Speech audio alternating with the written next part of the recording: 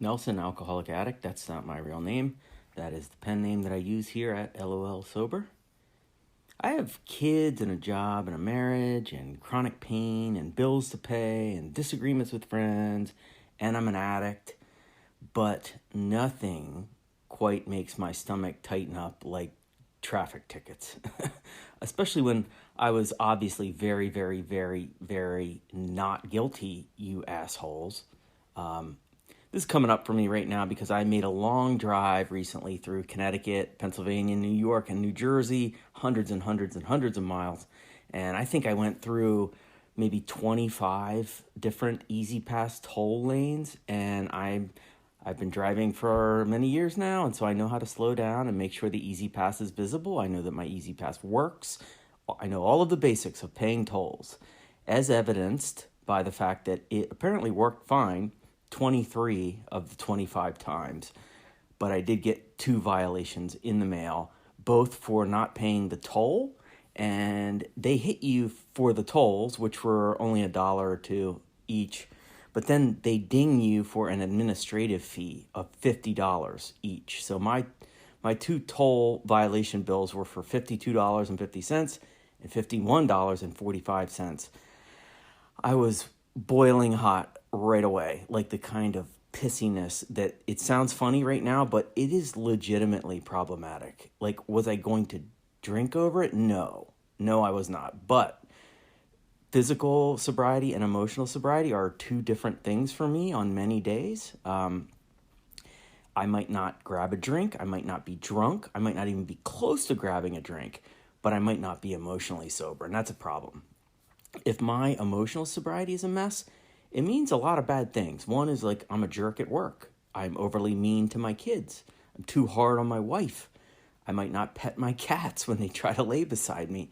So as hilarious as ranting about the New Jersey Transit Authority might be, it's not good for staying sober and acting sober.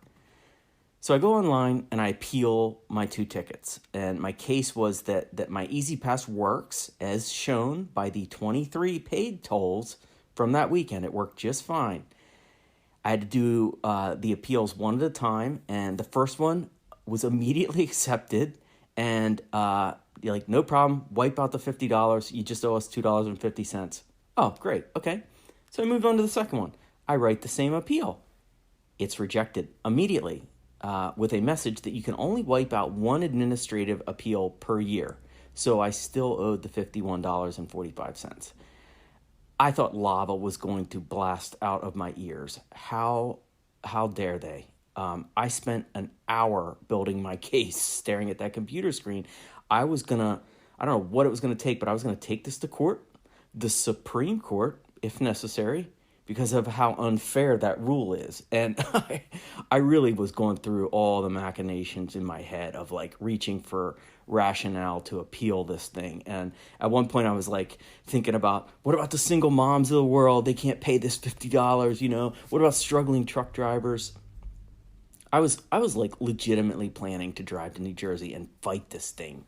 And my solution was I calmed down a little bit and I mailed a check for $1.45, just $1.45, and I said I refuse to pay the administrative fee. I wrote some holier-than-thou bullshit about the principle of not listening to an appeal and just flat out denying it, and only allowing 1 per year. And I actually mentioned that flies in the face of several rules within the Constitution. Yes, so I dragged our founding fathers into this. Well, guess what? Whoever got the letter didn't love it, apparently. I got a note a week later. It was sent straight to a collections agency, so now I owed $51.45 to a collection agency, and I was still pretty pissed. I mean, my back literally went up, I think. So I actually started like thinking, do I need to go to New Jersey? Like, I drive down there. I started cycling through whether I should get an attorney, what day can I go down and just fight this thing. And I told my wife how annoyed I was, and she had the perfect response, the kind of response I wish I had, which she just said to me, I get it, but I kind of don't get it. Like, it is pretty aggravating to know maybe the toll booth machine malfunctioned, or a bird flew in the way of it, or whatever happened. But wouldn't it make a lot more sense to swallow your pride a little bit and pay the $51.45 instead of the $500 it would take to drive to New Jersey and talk about attorneys and arguing in court and all this stuff? She was right. I cooled down. I mailed the check. I had great hostility. I was just swearing at the envelope as I mailed it, but I did it. And I was reminded that sometimes taking an L is actually a win. That was the case here. I still think it's pretty outrageous to have a blanket rule about something like automated toll booth violations. There's so many things that could go wrong that you have nothing to do with. But I don't want to empty out my sober gas tank to fight it, And if you're wondering what does toll booth violations have to do with getting sober and staying sober, like, you might have a point, but I do think that the life on life's terms phrase that we say all the time, it applies to a wide array of things that happen on this long road of recovery that we're on. I used to think life on life's terms applied to like really epic bad moments in sobriety, devastating things only. But I actually think it's more relevant to those small things that drain our spirituality out of us. Those, I'm talking about like disputes with neighbors, or, a package gets lost, or there's a long line at the grocery store, a guy doesn't use his turn signal on the highway. Those are the moments where I in my head, without even thinking about it, I decide they're too small and embarrassing to like call a sober friend about. I end up thinking like, I can take care of this. And I often do, but with mixed results. And here's I'll give you a funny kicker to that story. I had to go on another very long drive a few weeks later, and I probably went through another 10 toll booths, and I was especially careful this time because I didn't want to get flagged for not paying one of them. Sure enough, a few days after we get back, I get a letter from New Jersey Easy Pass again. I open it up. It's the same toll booth violation. Didn't pick up my transponder. This time around, I had learned my lesson, sort of. I did not go online and try to appeal because I knew how that was going to turn out. I knew how I was going to feel if I did it, and it got rejected right away. So I wrote a very straightforward but kind appeal note where I said my Easy Pass has been working.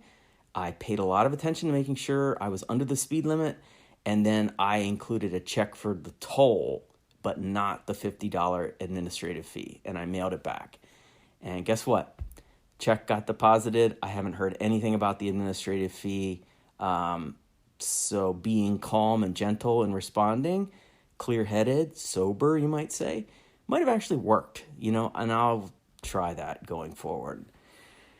I'm probably lying when I say that. It wouldn't surprise me if next time I end up in a suit sitting outside of a New Jersey courtroom with an entire law firm at my side to battle it out so I don't have to pay the $50. But listen, it's progress, not perfection. So I will keep coming back, and hopefully I learn some stuff. Thanks for letting me share.